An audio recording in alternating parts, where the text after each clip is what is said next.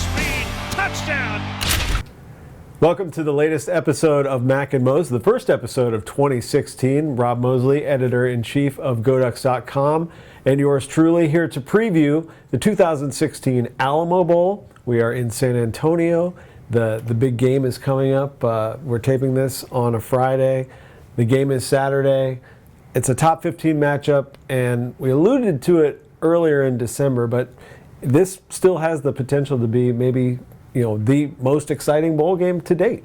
Yeah, it's always interesting to see how things ultimately play out once two teams take the field. I mean, we thought, first of all, Trevon Boykin's suspension changes the dynamics a lot. No Josh Doxson, no Trevon Boykin for the TCU offense. So if it is a track meet, they're going to have some other kind of horses pulling them along. On the other hand, after such a long layoff, we've seen in the past, the title game against Auburn and other examples where it was really hard to get offense going after a long layoff and get back into rhythm. So, finally we'll find out, what kind of game this is going to be. Is it going to be the high-scoring shootout everybody thinks, or is it going to be like some bowl games we've seen in recent history? I know I find myself at practice gravitating towards watching the offense more than the defense, and I don't know why that is exactly, but I think they had a really good. Might have something to do with it. Darren Carrington, Royce Freeman, any of the running backs really.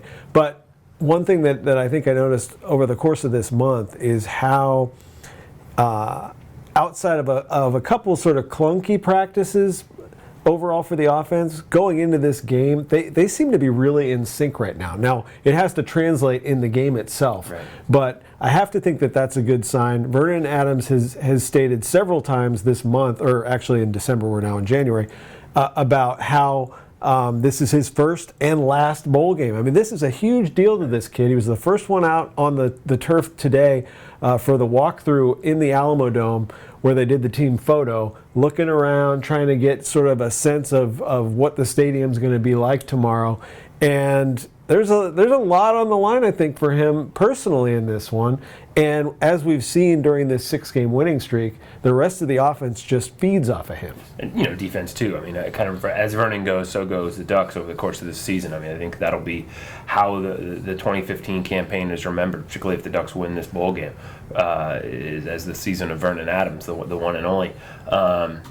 Yeah, and it's an NFL or /CFL audition for him too. He wants to play professionally, and so knows this is a chance to make a statement. When the Ducks got here, there was some rust after a few days for the holiday break. I think you and I both watched practices Sunday and Monday and went, "What the heck is going on with this offense?" Because particularly the first day in pads, lots Monday, of drops by receivers. Absolutely, Dwayne Stanford couldn't catch anything, and he was getting really frustrated. Yeah. Vernon was inaccurate by his own admission, but. They said, talking to those guys both those days, they said, don't worry, we'll get it. Everybody had a little too much turkey and cranberry sauce over the holiday back at home, and they'll shake it loose. And by Tuesday and into Wednesday, Tuesday's full patch practice, offense really dominated. Wednesday was a chance to run through some game-like scenarios. That was kind of a bonus practice on the schedule. Run through a lot of different clutch scenarios, end of half, end of game stuff that they don't necessarily have time to do in a typical week, or that they more scatter, intersperse throughout practices rather than really focusing multiple periods on. And that that day the offense was really sharp as well. So the indication would be that Oregon's ready to put up a lot of points in this game. We should mention that Matt Lubick, if you hadn't heard already, has been named the offensive coordinator going forward for this team. He will be the play caller in the Alamo Bowl.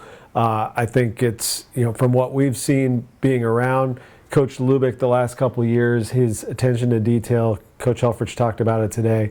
I think it's a natural progression, I think, for him based on the success he's had throughout his career as a position coach. And we'll have to see how it shakes out after the game's over in terms of what position group he'll be responsible for. Will he take over quarterbacks like Scott Frost did when he was the OC? But it's going to be I think it's going to be a very exciting game for him.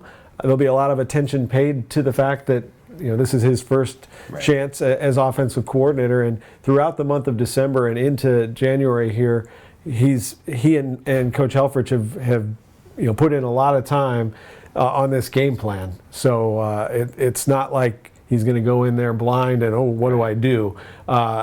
we saw it at practice. You mentioned the sluggish start to the week. The offense had just a horrendous clutch period one day. The next day they come out and Coach Lubick had actually scripted plays for clutch, and the offense just exactly, and they just destroyed. So that's really encouraging. Defensively, this is a unit on defense that still openly has a really bad taste in their mouths, collective mouths. From the Oregon State game. They felt like they played a really good half of football and then just sort of mailed it in the second half, and they don't like how that's reflecting on the team. They don't like how it's reflecting on themselves. And when you have the seniors on that side, captains like DeForest Buckner, Rodney Hardrick, Joe Walker, I mean, those guys have something to prove in this game. Yeah, I mean, those are guys with a lot of pride, and they were really not happy. It's going to be tough to see DeForest Buckner play his last game in an Oregon uniform. He's been such a great player, and again, the lack of Boykin. You'd love to see a matchup. Some times where DeForest maybe had to try to track down Boykin in open space, things like that. But you still expect TCU's offense to put up some points. Colehausen, the potential starter, the backup, helped them put up 17 points in the fourth quarter and almost come from behind to beat Oklahoma. Just misfired a little bit on a 2-point conversion that would have put them up a point with less than a minute to play. So, and there's some big play receivers, guys who average 16, 17, 20 yards a reception too. Oregon's had some tackling problems this season, and if you miss a tackle against some of these receivers, even though Doxson's out, they Coach Helfrich mentioned this week, those guys can take it to the house. So that explosion plays is always a key for Oregon's defense, and that'll be no different in the Alamo Bowl. Statistically, this season, Oregon has had a really difficult time stopping the run.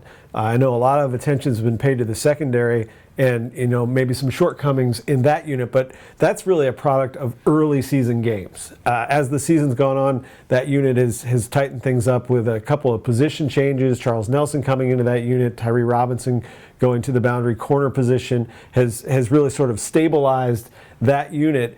The rushing defense, though, has had their struggles. We saw it against Oregon State, and this is a team, you mentioned the receivers, but this is a team, even without Boykin, that has some weapons running the ball as well. Yeah, and Oregon certainly will need to be on alert both ways. You like the fact that the quarterback is probably not going to be as dynamic a weapon in the run defense. But by the same token, if Oregon wins this game, this is probably going to be remembered as the season of Vernon Adams. If this goes sideways for this defense, it probably will be remembered for just all the defensive struggles that the Ducks had. Because for as well as they started to play down the stretch, and really minimizing Jared Goff's impact in the Cal game. I mean, that's a great player who had a great bowl game himself and didn't do a lot against the Ducks. Containing Stanford to help the Ducks beat Stanford.